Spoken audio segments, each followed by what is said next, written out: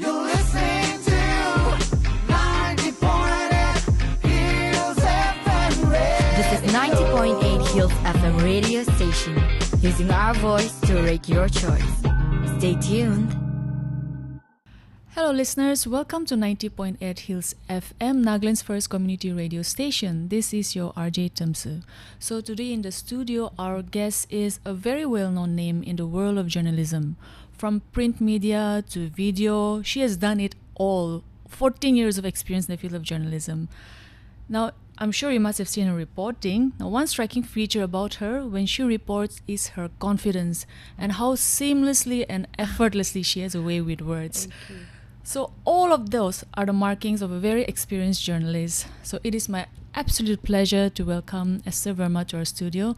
Thank you, Esther, for being here and agreeing for this interview. Thank you for having me. It's actually been a long time. We've been discussing that I come here and finally made it. Thank you for having me.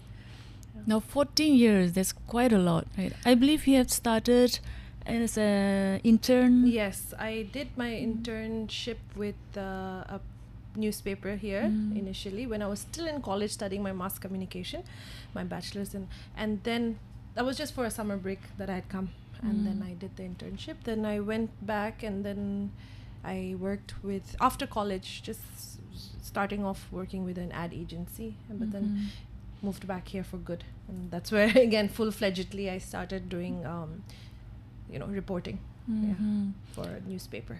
So you have done print and now you have moved on to Correct. reporting on video. Yes. How is it, the difference?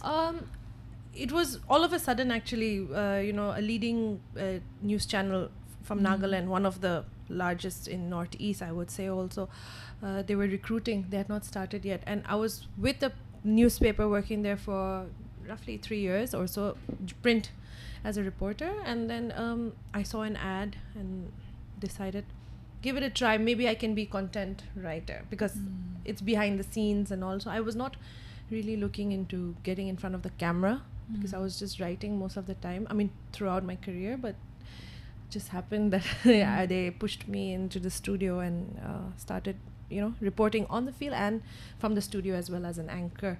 So that just happened and that's it. That's how it started. And the difference, I think, there's not much of a difference because the same skills are needed either way, whether it be it print or electronic. The only thing is that you should be comfortable to face the camera, I think. Otherwise, the rest, the work put in is very much, a little similar, and it's both equally hard as well. Currently, you are the COO, that's, I believe, Chief Operating Officer of Nagaland News Network. Correct, so how is that so far? Oh, it's good. It's challenging sometimes because you have your hands full in different areas and different departments, So being that, and plus I'm also again reporting in the field. So it kind of gets a little stressful, I would say, but not as much because you're juggling too many things. Physically, I might be doing one thing, but mentally there's too many things going on about what's, office work thing and need to contact this person, need to speak to that person, need to do this, do that. There's a lot of things happening. We're a very small team, which I'm very grateful for the team because we're very small and everybody puts in their effort doing, double the work as well. So I'm very grateful for them. But everybody is doing that at office. And a small team, I feel it's always good also for a small channel. But hopefully, we can in future grow a little more as well. Yeah. I always imagine being involved in media, you always have to be on your toes and updated with all the news. Correct. So I'm sure you must be facing stress, deadlines. How do you deal with all of that? Deadlines, news will not wait for anybody. I mean, being a news channel or a media outlet, it's not going to wait for us. So that is just secondary for us because we know from the beginning it has to be delivered as soon as it happens. Suppose anything happens, we have to do it today itself, now itself, in the next 1 hour, next 2 hours, because it's a competition also in a way. I mean, if another channel puts up 3-4 hours prior to us, nobody's going to watch us as much. right? The information is the same. We're all going to provide the same information, but we'll do it, but there's no point of doing it so late. So meeting deadlines and all is just not there. Like it's like we have to finish this by this time. It's already there, that instilled already. As soon as possible, ASAP, do it. Otherwise, there's no point doing the news. That is what news is about. There's absolutely no room for delays, no room for kalikuriwo or like that. Yeah. Would you say to be successful in these fields, you need to have a lot of mental tenacity? Definitely. I mean, I think, sometimes we're so stressed mentally. Physically, though, you are going from one end to another end of the city. You're in the same day. And you know how the weather is in Dimapur. It is excruciatingly hot and humid. So you need to have mental tenacity and, strength. I mean, it's not easy, but you have just so much going on in your head, in your mind, that sometimes you forget that, there are other things, responsibilities as well. But then I think someone has to be so firm with themselves and so sure that this is what they want to do. I would just say, be prepared. Whoever is going in this field, be prepared to be bogged down and stressed and everything. You just have to know yourself, personally, that this is what you've signed up for, like that. Basically, it's that, Otherwise, there's no time for even complaining about stress. I always imagine journalism to be so. Yeah, it's kind of. Now you're a CEO now, right? So, if at all, say sometimes you face situations like where so many things are happening all at once, and you need to select which news to be presented. Yeah. So how do you come to that decision? I think that's a very good question, actually. The importance of it, I think, how big of this news item would be, this package would be, this report. I'll just give an example. Today, coming here, I'm coming from another program, an event, which was held from the morning, and I knew I had to be here at a certain time, so I had messaged you as well, but luckily I could make it on time. But then again, after this, I have 2-3 other things to do, like press conferences, another event, and then another opening of a place in Chumakaduma, like that. And these are all equally important, but then I think press conferences will be important, where we get to question on certain things, like that. So that ways we can choose, thinking about the importance of it. How is it going to affect the public in any good way, like that. I mean, opening of a commercial place and all, I would not dwell or think too much on it. But press conferences where we get to question certain things, that will be more insightful for people. Plus we also get to know and learn some things. So that's how I think I personally would choose the event or reporting package. Yeah. With so many things happening in one day, can you brief us as what your day looks like, the day in the life of a journalist? Right. So I still live with my mom, right? I'm not married as yet.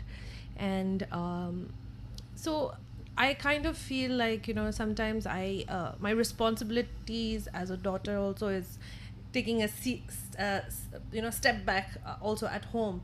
So I try to, after I get up, cook maybe, and then, as a daughter, I'm not saying like only women are supposed to do that, but I feel like it's a responsibility because I'm never, all day I'm out reporting or in the office or something, but, try to put in that effort there. And then after that, straight, if there's a reporting happening near my house or beyond my residence, then I will go directly there, right?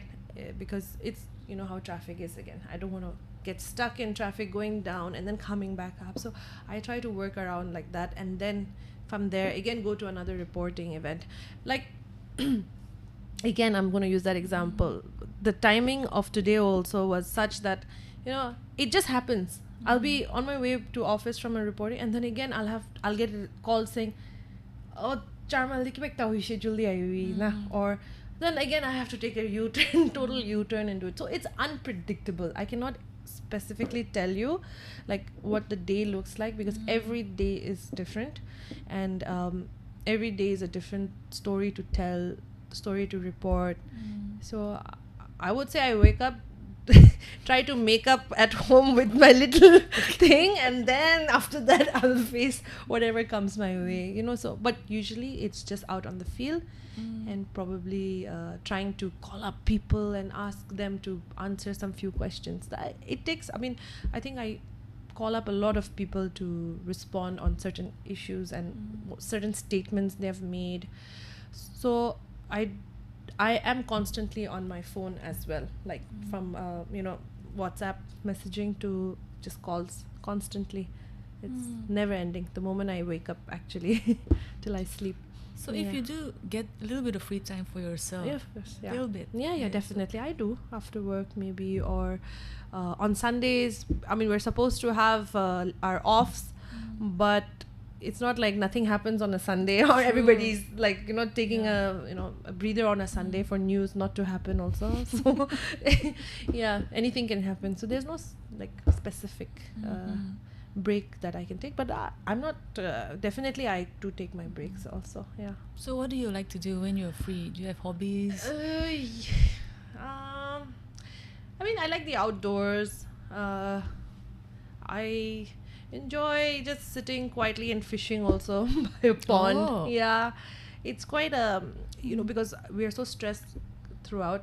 I mean, I don't know what the types of fish are or anything, but just sitting there, don't know what I'm gonna catch, but it's just like you have to keep quiet and just sit. It really is. So it's like a meditation process, you know, like you're sitting by yourself, you know. So I mean, my friends will be there or something, or my family or something, but just to sit there quietly by yourself, and it's kind of interesting, yeah, like that. And then I love listening to music in my free time, or just clean my room, or you know. That's like good distress, right? Even yeah, cleaning. and listening to music and all. Yeah, so I assume you must have made a lot of personal sacrifices as well, especially when news breaks and all that. yeah, right? yeah. I mean, In those times, do you sometimes regret choosing this profession? Has there ever been a time? not very big sacrifices till date, and I'm very happy that my family or friends or loved ones have not asked me of any sacrifices, you know, to you know, neglect my job or anything, also to do something else for, but small things, you know, where I've made plans with you know, a loved one or something, and then I suddenly get a call and I have to cancel, like a long time meeting, you know, which was pending, and then I get calls to do reporting, and then again I have to cancel. Those things I you know, feel a little guilty for. In fact, when my friends after many months we plan to meet up or something, I always say, you guys go ahead, I will confirm by 6-7 p.m. like every time, you know, or 5 p.m. or 3 p.m. like, you know, and then I'll say, I'm not promising anything. Like, I'm not committing right now. I always say that, but I will try my best. So because once I commit and I kind of you know, don't what do you call after commitment, and then I do not fall through, kind of is very disappointing for both sides, you know. So that is one thing, but other than that, also, yeah, I hardly see my family, like my cousins and all that. I mean, young cousins, yeah. So they are growing up, you know, and suddenly I see them, I probably won't even recognize them, you know. It's been like once a while only we'll meet, like that. So yeah, those things like that. But I have not regretted even once choosing this profession. Yeah, I don't think I see myself doing anything else also, and it has given me a lot. Like otherwise, I don't see myself doing any other job, I suppose. You have been doing this in Nagaland for so many years now. Correct. So in that context, in the context of Nagaland, in your opinion, what has been the most challenging as a journalist? Challenging. I think to get people to speak on a very big issue is very challenging. sensitive issues, and why people behind the camera they will say everything, give me all the info, scoop, everything. On camera they're too afraid to speak, but we need people to be more bold and come on camera and speak, right? But the reason being, Nagaland is such a small society, they'll get condemned by their community, by a certain union. They will end up giving apology letters for saying what they felt, a freedom of speech that they have. And but our society has always been about manuki babiwo muina kuile muige ina mula pichai jawo or something like that, always. So the same goes with us as well as journalists here also. The most challenging would be we do have a certain freedom, but not complete freedom again. Just to be honest, that there are so many groups, unions that totally shun us out and condemn us for saying certain things, apology, this, that, like that. So I think that is very challenging to not speak, because we're not making up stories. We are collecting our facts and then we are delivering. So that is very challenging. So and we cannot have people speak confidently or straight up. It's very difficult. So that's one of the most challenging parts. Quite similar to what you have mentioned. I was reading a certain article by a certain journalist, and I'll just quote what that person had written.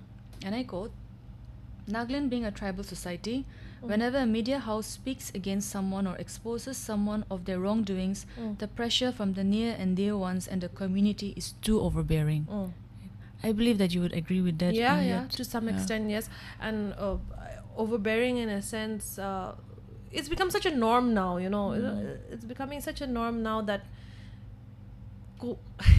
getting summoned for saying like that, and it's like taking Jaina Lok Power like, we have that attitude now towards all this. I mean, I think the system needs to change a bit. I think mentality needs to broaden up a little more. I really feel so that what we're doing is for the people, not for our own individual benefit or anything. So it's for the people. So I think people should just let us also be and speak up. The public should have our backs basically also when a certain group or union or whoever be it, calls and pressures us.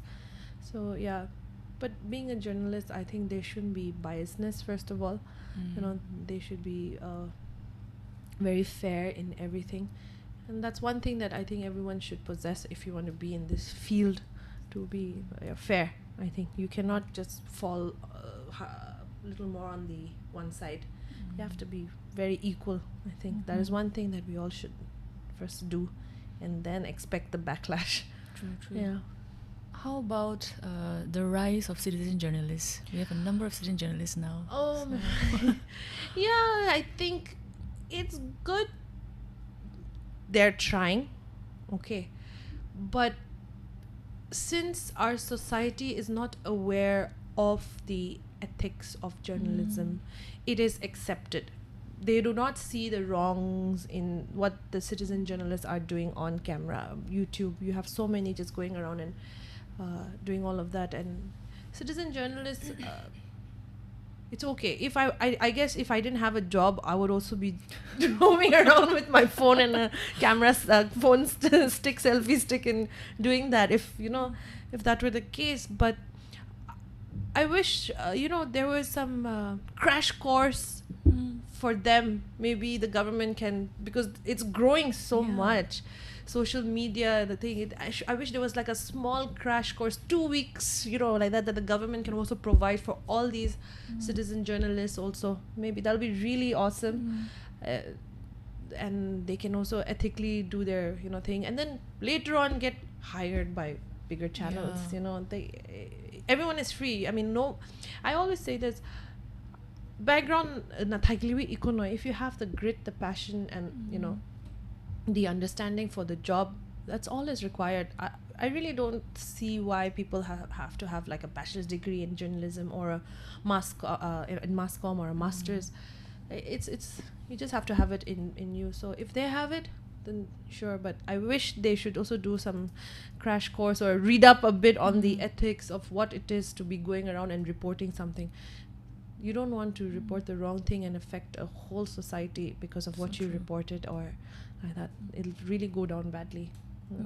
Sometimes I feel that some of them, they don't realize the impact that they're making. It may be just a YouTube channel with 10 followers, but still the impact, the word of mouth again, those 10 people will tell, the neighbors will tell Samay, it's going to be huge. So we should be very careful.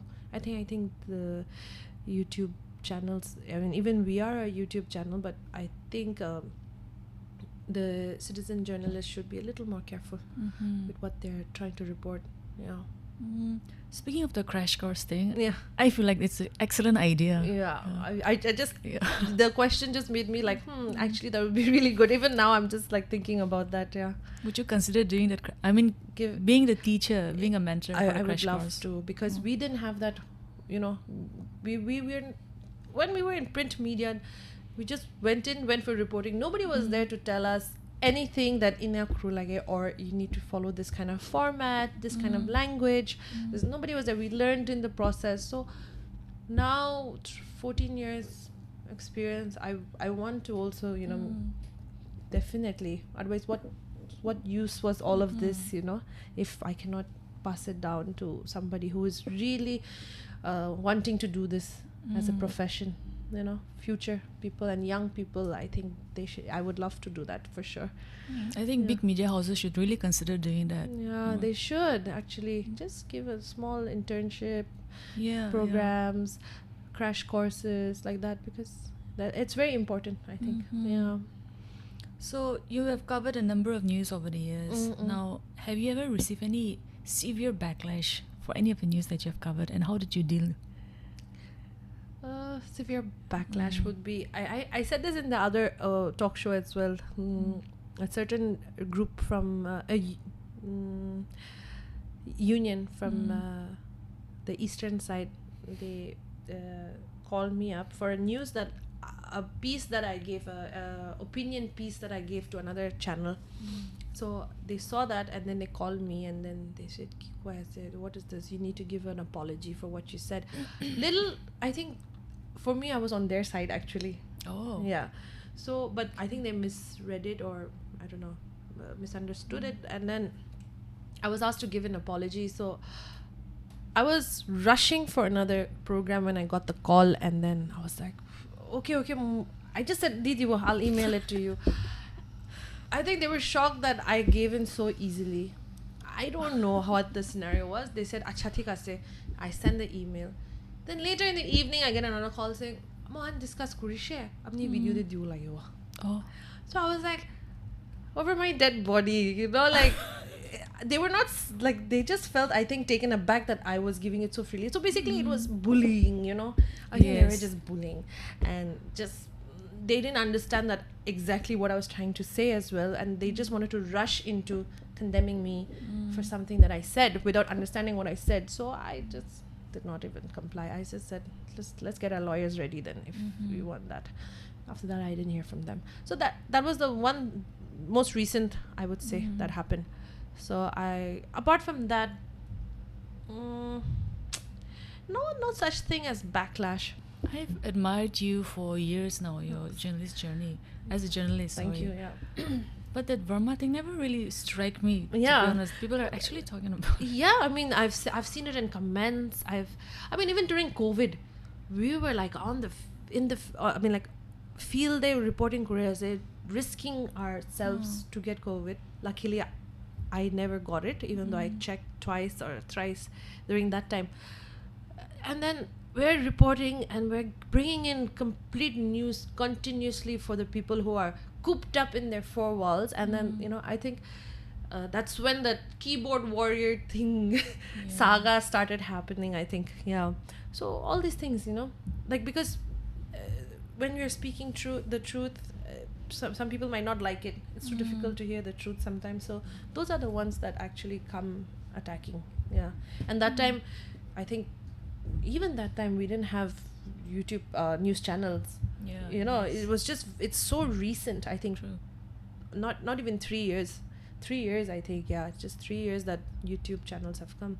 2021, just after COVID, I think, the YouTube channels started happening. So those days, so that has been happening. But you know, you're different, I guess. You know, your thinking is different, your views are different, but many people don't think that way, and I'm okay with it. But they should be a little more accepting, I think. How bizarre. Mm. Speaking of reporting, you must have covered heartwarming stories as well, right? Right. Can you remember any heartwarming stories or memories, moments that you have covered? Yeah. I didn't plan on even I mean, this question. I didn't think that it was gonna come, but and in fact, it's just coming right after this COVID story that I'm saying. During the the first flight that came in to Dimapur, COVID, Air India, they had stopped all flights, if you remember. Going, coming, nothing, no trains, no flights. The world was at a standstill, and so was Nagaland. And few months they had shut air services, and the first flight came in from Delhi. And one of my, I'm not just saying this because she's a friend, but she and her husband got married, and just before COVID, and then they went to Delhi. COVID happened, then baby was born, right? And then the first I was constantly in touch with them, like what is happening, and all. And then their son also, they were like very scared. And you know how Delhi is. It's just 4 walls. I mean, you're cooped up inside your apartment. So they were asking, how is it there? I just said, you know, try coming in, but I can't. You know, you can never tell people to risk their lives, especially with a 6-month-old baby. But they decided to come, and then that was like something that, because a very good friend of mine and her husband and 6-month-old son. So that flight that came in was very emotional for a lot of people, especially even our chief medical officers, our doctors also. They were so overwhelmed that Imandur, like Delhi, I say. So everybody was just scared of each other as well. Yeah. You know, in the flight, everybody is just scared of each other. We're scared of them also. They're scared of us. They're scared of each other, co-passengers. So that was one story. And then they had to be taken long journey like that without sitting anywhere. They didn't want to sit in, you know, the seats and stuff. Also in the airports, you don't know, because the fear was there, you know, so intense. Like that. Then carrying the baby was not crying at all. It was such, you know, he just came out thinking, what is happening? Everybody masks, everybody in their PPE suits, going to Agri Expo, standing in line, all that thing, you know, the journey of the COVID, like from months ago, staying indoors to suddenly coming and with a baby. I mean, I really felt like that was one of the most touching thing for me, like, you know, heartwarming, even though my friend, but I'm sure a lot of people have gone through the similar thing during that time. But I think those were those days, I think, was something that a lot of stories came out from COVID, you know, how community got together, you know, our own colonies got together, community got together. Some certain communities, like tribes, supported each other, you know, doing things. But some were again shutting people out, their own people, their own thing.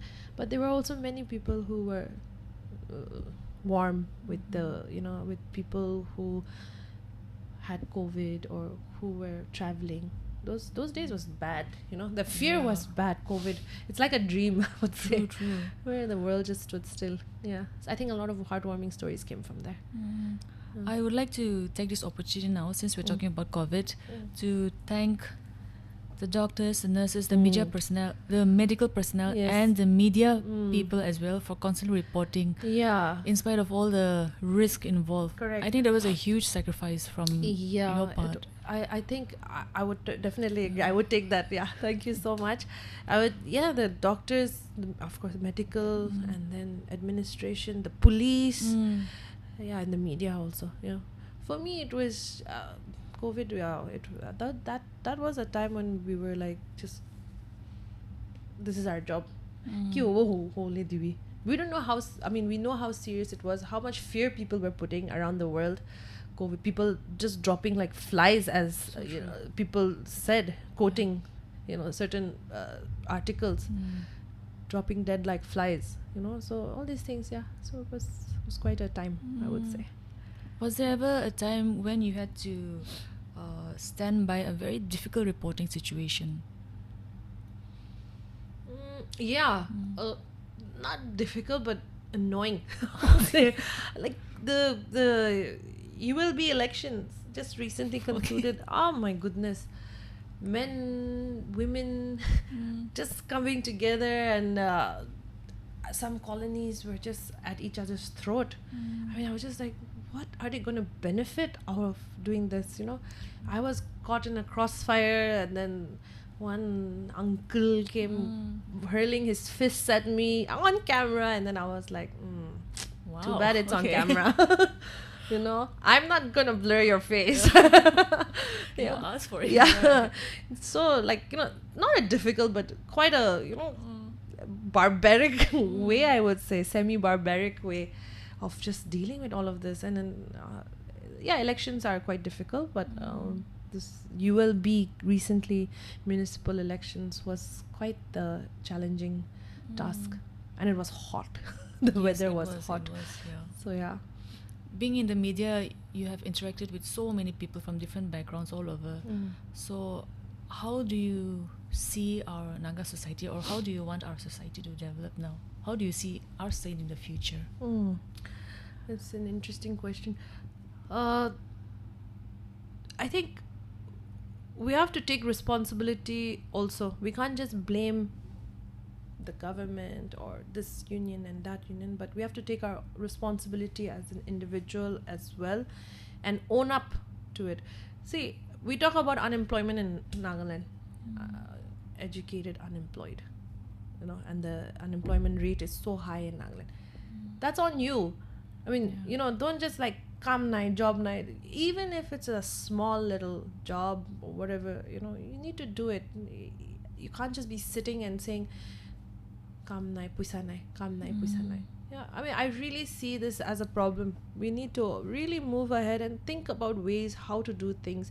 We're just so comfortable in our, zone now. A lot of us, I see a lot of people like that, and everyone is just too comfortable, and so they don't even like to try. So on this aspect, this employment issue that we have, unemployment issue, I want Naga society to support each other and uplift each other and not be jealous of one's, work, and push each other. That's how it's going to grow. Society is going to grow. Livelihood is going to be, good, I would say.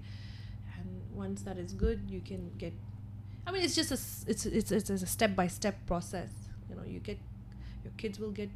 You're working. Your kids will you earn enough. Your kids get good education. The education system is so important, and then the kids' outlook changes, and then and then it's a cycle. It just goes on like that. So this employment issue needs to be tackled with, and I think society needs to really consider pondering on that way more than what reporters are saying and making memes.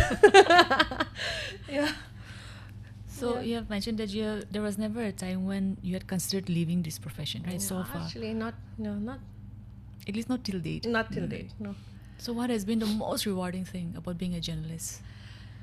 The most rewarding thing would be, I think, apart from learning so much, it's the confidence. I see. This is not inborn, or you're not born with certain traits. Sometimes you polish those things. The traits that some have. Some it could be good traits or bad traits.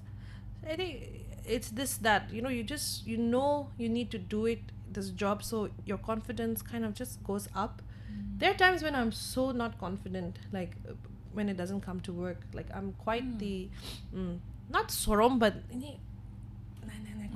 or there are many times But I think that is where it comes in. So this has given me a lot of knowledge, and plus this little feeling that, you know what, I'm doing this job, so I can go and ask this person any question, be it a minister, be it this, if they're open to it. Of course, you can't be arrogant and just go in. But then if they're open, but it's given that confidence level, a different type of confidence, I would say. You know, something is there with this job that makes you feel good, that you're doing this not for yourself, but for, you know, for the masses, and that confidence should be there. So I think, to be honest, I don't know what I'm saying also, but that I hope you're getting it. And like, it's in my head, the different types of confident, you know, thing level is there. Not an arrogance, but yeah, not trying to sound arrogant, but that, I mean, it's just there.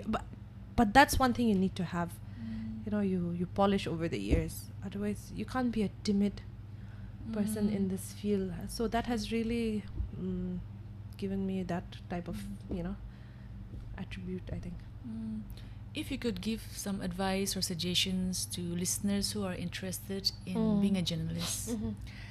I would say, like earlier, know completely that what you're getting into, then do it. For students and all who are studying, what you study in college or school, I would say college. Right now we don't have, actually I don't think we have in schools this subject. But in college, I think if you're doing it, personally, practicality is what matters in this. The knowledge comes only when you're interested in research, interested in news items. What you learn in college, for me, this is what I've gone through, that whatever I learned in college is not applicable to me right now. Of course, the ethics, the certain things, the journalism, and then the pyramid and all that. But apart from that, it is your grit, your determination, and your understanding. And don't think you can just like go and come on camera or write something without knowing the backdrop of it. You have to every day read newspapers, every day. In fact, just know in Nagaland also, just know who is the minister of this, who is that. It is so important. That's just the basics. So the basics also, janile bhal. Then you can, you know, move on.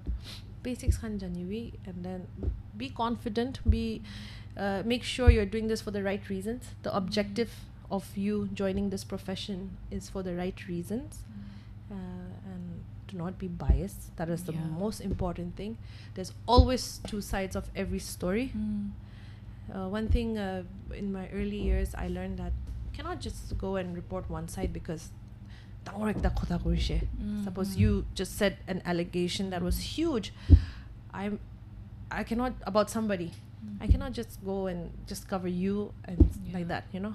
And then the other person has proof that you are completely wrong. Then it was my fault that I did that. I totally defamed another person's image by reporting what you said. Now, defamation. So this is very important. We have to be very careful. There's two sides to every story. Yeah, I completely agree with what you said regarding the biasness. I read about it. An article where it was mentioned that in the field of journalism, there is no room for personal opinion. No. We have to be neutral. Yes, there's no personal opinion. Unless you're doing an opinion piece, like an editorial or something, then that's fine. But on camera and all, you can't just give your own 2 cents and then condemn someone and then defame someone because you belong to a particular group or a party, or a political party or something. I mean, I'm sure everybody in journalism also belongs to a particular, you know, political party. Quite a few, but they should not ever put that in the middle. It should not come in. You have to put it aside. Yeah, that's it. But if you're not a journalist, then suppose, have you ever imagined yourself in some other profession? What do you think you would have been? It's embarrassing to say this because I'm the last person to even right now, but I wanted to do fashion designing. Oh, really? Yeah, from class 11, I think I decided I wanted to do fashion designing, but I wanted to pursue that. But, you know, it's crazy how God works. I mean, I would never imagine myself doing fashion designing now, or being a designer, or doing certain things that a fashion designer does. I just don't see myself like that right now. Things change, I guess. But yeah, that was it. I believe you would have been an excellent fashion designer. Oh. However, it would have been a huge loss for the field of journalism in Nagaland Thank if you were not. You're in this. so kind. Thank you. Now you are, I keep mentioning it, you're the CEO of an upcoming news channel, right? Nagaland News Network. Right. Do you have an Insta handle, YouTube handle for our Right. listeners to follow? So on YouTube is Nagaland News Network, and on Instagram as well is the same Nagaland News Network. It's you can't miss it. It's a blue logo with white and red tinges, so you can't miss it. It's there. We have it just on YouTube and Instagram right now. We'll be coming up with more handles. Oh, and Twitter as well, Nagaland News Network, and hopefully we can just expand more and more in different areas. Yeah. in different Nagaland News media. Network on YouTube, Yeah. Instagram, Twitter. Yeah. That's it. Just 3. So Esther, is there any final message that you'd like to give your loved ones who are listening and to the listeners as well? Yeah, nothing too big, but I also thank my loved ones for having the patience, because I'm also so busy rushing out every morning, no timings, no what do you call, just it's all hodgepodge, like nothing, there's no schedule, there's no nothing. So I would like to also thank them for the patience, and maybe apologize also, but not too much because it's my job.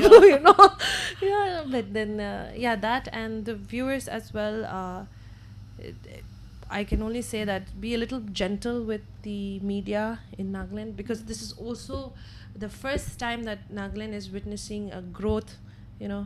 It's a total paradigm shift that's happening in the field of news. So to be a little gentle with their opinions, I would say. Constructive criticism is always, it's okay to, it's always welcome, but just to be just for the heck of saying things or making fun, or and I'm not just for me. I'm speaking for a lot of our on behalf of my colleagues as well in the media field. Just to be a little more kind and gentle, I would say, the society, because without us, you would not know what is happening anywhere. You would just be like lost, and online also will not have much. So I would say give us a little bit benefit of the doubt and some credit. That's You'll just all. be getting fake messages on WhatsApp, Fake right? messages and believing all those fake messages. That will not be good. I don't think Nagaland will burn. I think. I'm sorry I said that. I don't mean it. See, I'm scared that Not I'm gonna get an apology demand right now for saying that. But yeah, like I said, that's the only thing. I think people should put in more effort in understanding what is being delivered in the media than putting effort in negative comments and criticism. Yeah, that's it. Lovely, beautiful, and I completely agree with what you said as well. Yeah. So once again, thank you so much for being here. I was genuinely looking forward to interacting with Same you here, because I same really here. wanted to learn from you as well. Right, So thank you. Thank Same you for here. being here. Thank you so much for having me. Thank you. Yeah. Please do come again when we invite you next time. Definitely will do that. I actually really enjoyed myself also. Yeah, Lovely, thanks. lovely. Thank you. So listeners and viewers, there you have it. There was a lovely Esther Verma. Keep listening to 90.8 Hills FM. This is your Rj Temsu. You're listening to 90.8 Hills FM Radio. This is 90.8 Hills FM radio station, using our voice to rate your choice. Stay tuned.